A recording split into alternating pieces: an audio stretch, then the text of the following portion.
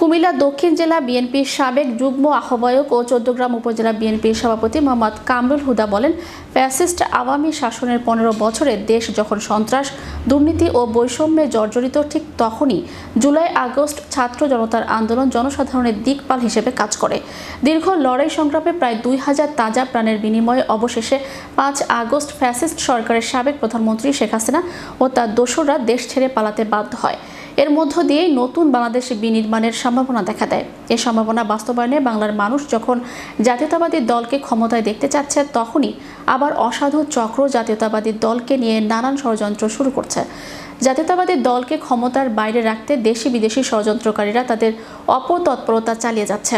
তিনি একটি দলকে উদ্দেশ্য করে বলেন, যারা অতীতে আমাদের সাথে ছিলেন, আমাদের সমর্থনের মাধ্যমে ২-৪টি আসনের সংসদ সদস্য নির্বাচিত হয়ে সংসদে গিয়ে কথা বলার সুযোগ পেয়েছিলেন, আজকেই তারাই আমাদের বিরুদ্ধে ষড়যন্ত্র বেশি করছেন। তারা প্রতিনিয়ত ধর্মের কথা বলে পাড়া মহল্লায় গিয়ে আমাদের বিরুদ্ধে বিভিন্ন বাজে মন্তব্য করছেন। এই হীন কাজ থেকে বের হয়ে না আসলে আগামীতে ভোটের মাধ্যমে জনগণ তাদেরকে উচিত জবাব দেবে। শুক্রবার রাতে উপজেলার কাশীনগর ইউনিয়ন উত্তর ও দক্ষিণ যুবদলের দ্বিবার্ষিক সম্মেলনে প্রধান অতিথির বক্তব্যে মোহাম্মদ কামরুল হুদা কথা বলেন। কাশীনগর ইউনিয়ন দক্ষিণ যুবদলের আহ্বায়ক আবুল হাশেমের সভাপতিত্বে অনুষ্ঠানে উদ্বোধক ছিলেন চৌদ্দগ্রাম উপজেলা বিএনপির সহসভাপতি শওকত আলী বাবু। বিশেষ বক্তা ছিলেন উপজেলা যুবদলের সিনিয়র যুগ্ম আহ্বায়ক আবুল হাসনাত মিয়া, মোহাম্মদ জোবায়ের হোসেন ও সদস্য সচিব মোহাম্মদ শাহনেওয়াজ মজুমদার।